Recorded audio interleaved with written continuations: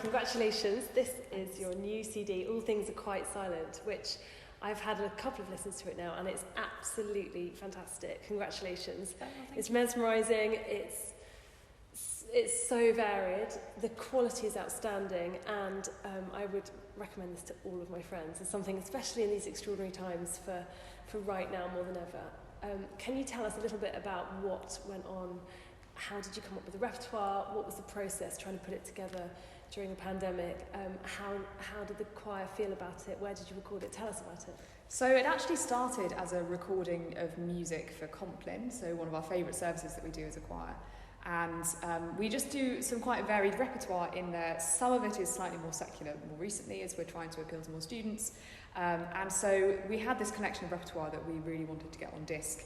And a very kind lady, Christine Hansen, offered to pay for the entire thing and gave us the money for it. And so the disc was kind of born. And then we actually recorded it last October in an amazing church called St George's Church in Chesterton, which is also a sort of circus training place. So the choir kind of walked in, and a number of times I had to be like, no, get off the circus equipment. But yeah, and we recorded there, and then it's that weird thing, which I guess you know as well, where you record something and then just wait. Yeah. And you don't get to hear it really for quite a long time. And so I think I started hearing bits of it 6 months afterwards, and now a year later it's finally actually released and in the world, and it's a bit scary, but people have been really kind about it. Yeah.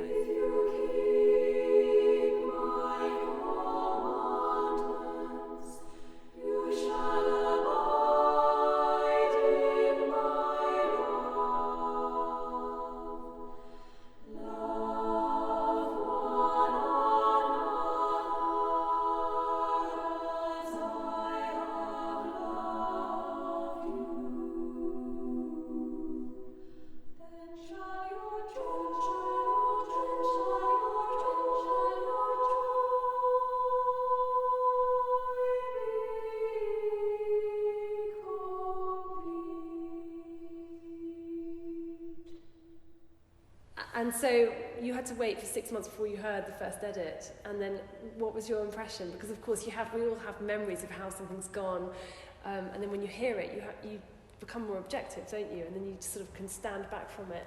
You must have been delighted when you first heard that first edit. Yeah, I think so. I mean, there are bits of it that recorded really, really well, and I was like, wow, I can't quite believe that's our choirs. And I was like, okay, yeah, they actually sound okay. There are bits, obviously, where you kind of, as a conductor, you're so used to kind of listening out for the things you want to correct. It's quite hard to turn that process off when you're going through the editing process. And so it actually took me quite a long time before I felt able to listen to the whole thing from start to finish, even once it had been through the whole process, without kind of going, oh, I would change that now, and I think it's taught me a lot about kind of the recording process and how I might do it differently in the future. But I think from my point of view and from the choir's point of view, I'm particularly pleased that we've got this as a kind of snapshot of the choir at this point in time, given that they've now all left and they didn't get a proper goodbye. And it was a quite old choir, so a lot of them have been in the choir since I'd arrived, or since before I arrived. And so it's kind of like vintage Pembroke choir captured for eternity. Oh, that's really lovely. What better thing could you have than an album of your time singing in the choir? And you also wrote a piece for the album. Tell us about that piece. So that I didn't intend it for the album at all. It was to fill a gap because we try and do music by women in every service, and there isn't much music written for men's voices, for obvious reasons, by female composers. And so I boldly at the beginning of term said, okay, Anna Lapwood, own art looks. And I used to compose all the time, but haven't done it more recently. And so I thought that'd be a nice chance to do it again. And then, as always happens in Cambridge, the term flew by, and it got to kind of the week before, and it was getting closer and closer, and I was thinking, God, I haven't got time to write it. So I kind of blocked out an evening, and actually I found that as soon as I sat down with some paper, I knew roughly how I wanted it to go, and it kind of evolved quite organically. But then the process of bringing it in front of the choir, I was more nervous than I've been for quite a while, because they're used to you as a conductor, but sort of watching them critique the piece, or not critique, but watching them get to grips with the piece and sort of get to grips with your musical language is quite a nerve-wracking thing. Absolutely.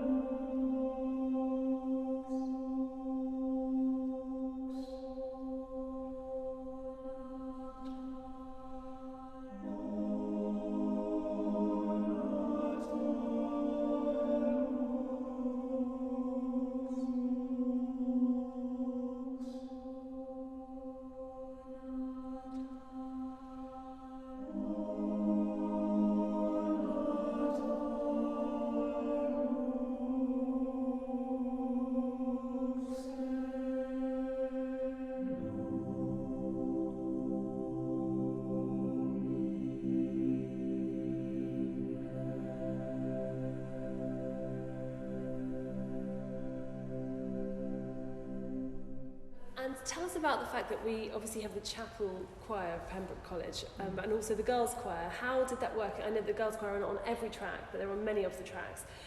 How did it work in terms of everyone coming together or taking it in turns, and why did you have certain voices singing certain things? Because of course the girls' choir is something that you're a wonderful champion of, and they do sound sublime. So tell us a little bit about that.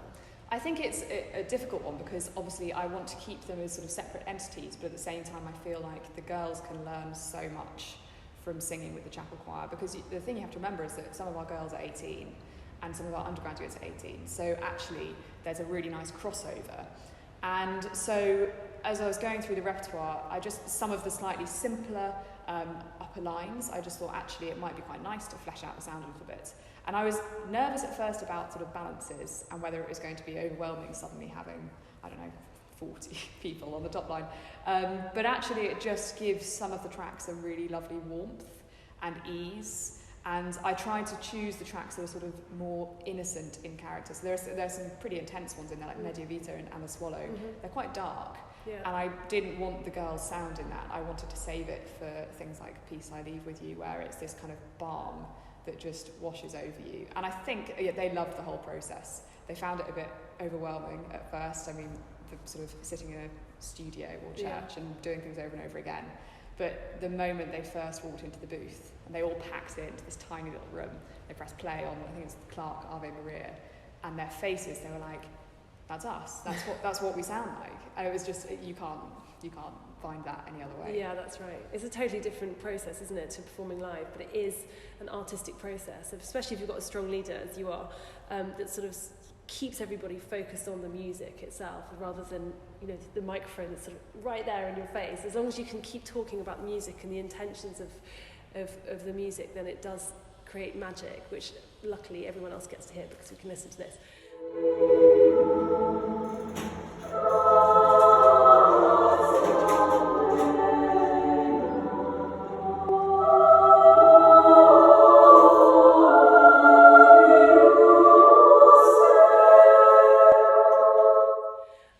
And I see there's some fantastic composers represented here. I mean, all sorts of people, many, many women. And you start off with a traditional arranged by Kerry Andrew, who's awesome. Do you have any, I'm sure you know a lot of the composers, the living ones, on this disc. And did you have a relationship with them? Did you speak to them about this? I did, yeah. So Carenza Briggs actually came and joined the recording process and kind of gave us some thoughts. Kerry, I've known of for quite a long time and I've always wanted to do some of her music, and that was a hilarious one actually to record because it starts and ends with this, as you've probably heard, this seascape thing. And at the beginning it is notated and they kind of do a drone and then they go shh on top of it.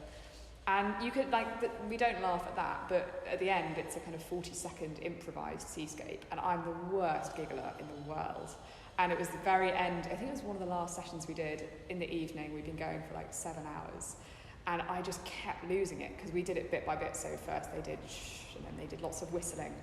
And I had to actually turn around and just let it happen behind me and then do that and make them stop. And there are so many videos of us just all collapsing into laughter. But again, I think having humour in what you're doing as a choir is so important, particularly when you're working with kids. So whenever they kind of get a little bit tired, we actually play a game called Guess the Cheese, where they have to, of course you do, figure out what cheese was, and just getting them to switch their brains into a slightly different mode, and then they come back and sing it perfectly if they've been making mistakes before. And yeah, it was a very fun process. I think that's a very wise thing to do, because I think you can hear in people's performances whether they're engaged or not, and that's what I hear on this album. I hear people really singing with so much passion and so much commitment and so much. It just feels very, very special. It feels very unique and very special. And at times like this, when we can't come to a live performance, this is something that just feels like you're in the room with some amazing humans.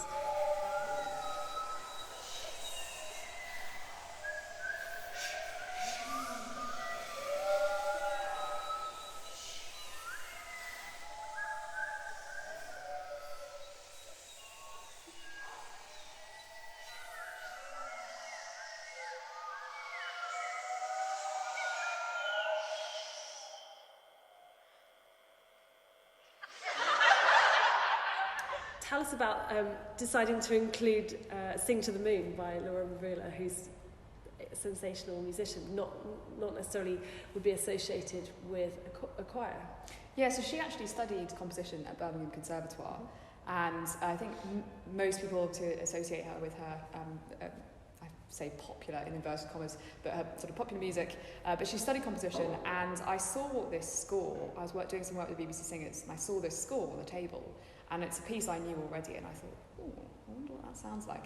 And then I heard a BBC Singers recording of it. In fact, they sang it at the last night of the Proms a couple of years ago, and I was like, that would be the perfect end for the album, because it's sort of loosely themed around music for nighttime and music for reflection and compline and all of this kind of brackets. I thought, well, something slightly different to finish things off. And I guess the other big thing that motivates all of our repertoire choices is that, yes, we're singing for services, but I think it's really important that particularly the girls realise that it's not sort of choral music doesn't have to just be sacred, and it's not a kind of really defined genre boundary, and there can be so much more flexibility, and we can learn a lot from singing music from other bits of the kind of field.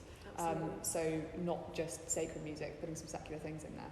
Absolutely, and also what's really astounded me about it is that it's so varied, and you really do cover a lot of historical time, in terms of genres as well, and that's something that I think is amazing about this choir. It really does, no matter what period it's singing, it sounds like it's the specialist area for the choir, and I think that you've really pulled it off really well. Sing to the moon, and the stars will shine. Lead you to the other side. Sing to the moon, and the stars will shine.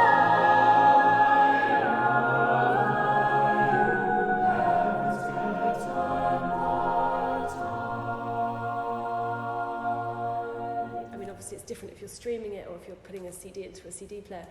Have you structured it like a concert, or have you put your favourite track first, or have you put sort of fast, slow, fast? Have you done it in something that's a bit more like telling a story or a journey?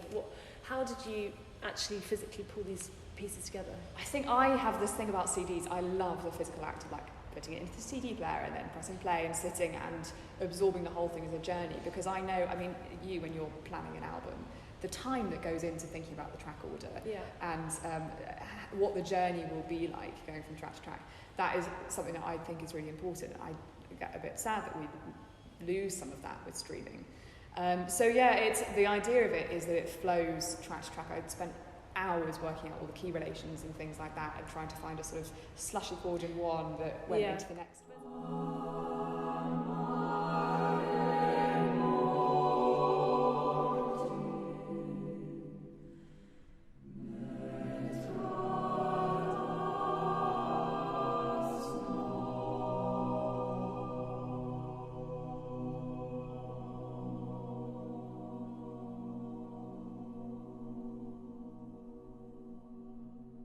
And the artwork of this album is really striking. Tell me about that.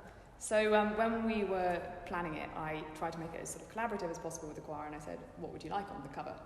And they said, well, seeing as we're sort of trying to use it to emphasise the work of female composers, let's try and find a living female artist. And so I sent them all away, and one of our basses, said, oh, have a look at this lady, and she's called Janica Taltz. She's Estonian, now lives in Ireland. And I went on her website, and every single painting, I was like, that would work. And so actually, along with the album cover, we've also used some of her other paintings as kind of feature track videos. So we've animated them and tried to find the picture that best depicts what is going on in that piece, because I think quite visually about music. Yeah. And so trying to actually put that out as a video that other people can see has been really exciting. Yeah, that's a really good idea.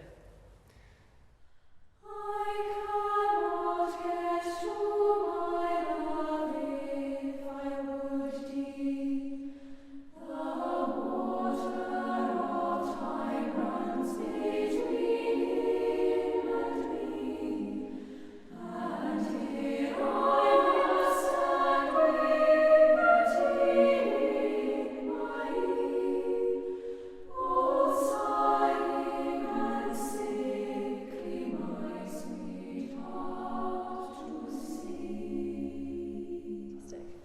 so what will be next for you in the choir? I mean, you've just released your first CD. Is that it now? No stopping? When's the next one coming out? Well, we were supposed to be doing a CD right at the beginning of lockdown. The first week of lockdown, we were meant to be recording our next one for Signum. And it was what I was really excited about because the girls had written their own arrangements of Christmas carols. Great. And so we did a big weekend as a group where we all sat there and wrote these arrangements, and then they wrote one original carol as well, which was so, like, seeing how they all responded to the text and having arguments about sort of T.S. Pickardie and things like that. It was lovely. So much fun. And I was really excited about the idea of the chapel choir then coming in and singing this music, which the girls had written. But that's obviously on hold. The choirs are coming back next week, and we're hoping to do as much singing as we can. It's a very new choir. We've got quite a large turnover from last year. I think that's one of the challenges, but also one of the joys of working in a college, is that you're working with so many different people over the course of, say, 5-6 years, and trying to touch some people's lives in a positive way, hopefully. Yeah, and also, I guess, trying to create a sense of the personality of the choir, which is bigger than any individual, because, of course, they're in and out before you know it. And I think that's definitely what you're doing here. So, but I think that's also what we kind of lose a little bit with all the virtual choir stuff, because the beauty of the choir is that the sum is greater than the parts, and if you're struggling, if you're finding it a bit difficult, then you listen to the person next to you, you build up all those jokes in the rehearsals. It's so much about the rehearsal process, and a service or a concert is just the little sort of crowning glory, whereas over lockdown, the virtual choir thing is like the performance is almost everything. It's just you in a room, and so I think we're all just desperate to be back in the room together. Well, it will happen, and I know that Christmas Carol album will be very well received if this is anything to go by. So, congratulations, well done. Thank you. Cool. Amazing.